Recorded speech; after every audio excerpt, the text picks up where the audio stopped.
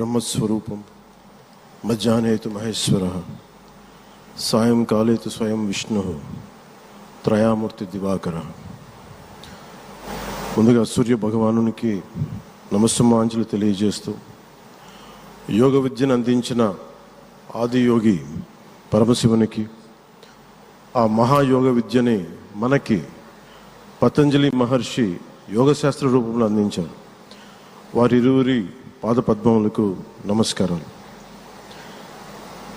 మన యోగ విశిష్టతను, గొప్పదనాన్ని ఋగ్వేదంలో ఉన్న మహానుభావులు తెలియజేస్తే దానిని ప్రపంచవ్యాపితం చేసిన దార్శనికులు మాత్రం గౌరవ ప్రధానమంత్రి శ్రీ నరేంద్ర మోదీ గారు.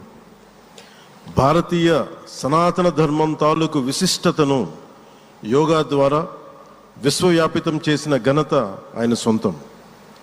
యోగా సాధకులు ఎంతటి దృఢచిత్తాన్ని కలిగి ఉంటారు, ఒత్తిడి జయించి సంకల్ప సాధకులుగా ఎలా నిలబడతారన్న దానికి కూడా మన గౌరవ ప్రధాని శ్రీ మోదీజీ గారు నిలువెత్తు ఉదాహరణ.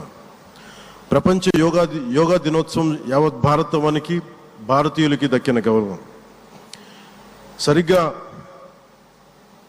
ఒక 2014లో అప్పుడే ఐక్యరాజ్య సమితిలో గౌరవ ప్రధానమంత్రి మోదీ గారు ప్రవేశపెట్టినప్పుడు దాదాపు 177 దేశాలు ఈ రెజల్యూషన్కి మద్దతు పలికినాయి.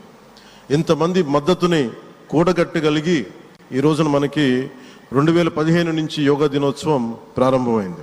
ఈ రోజున గౌరవ ప్రధానమంత్రి మోదీజీ గారి పిలుపు మేరకు మనం మొదట విశాఖ 11వ యోగా దినోత్సవ సంబరాలకు వేదిక అయింది.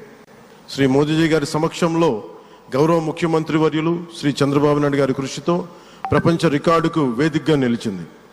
విశ్వనరులు మోదీజీ గారి పిలుపు మేరకు యోగా ఒక వన్ ఎర్త్ వన్ హెల్త్, ఈ ఆరోగ్యం థీమ్ని ఈ వేదిక నుంచి ప్రతి ఒక్కరూ ముందుకు తీసుకెళ్లాలని మనస్ఫూర్తిగా కోరుకుంటూ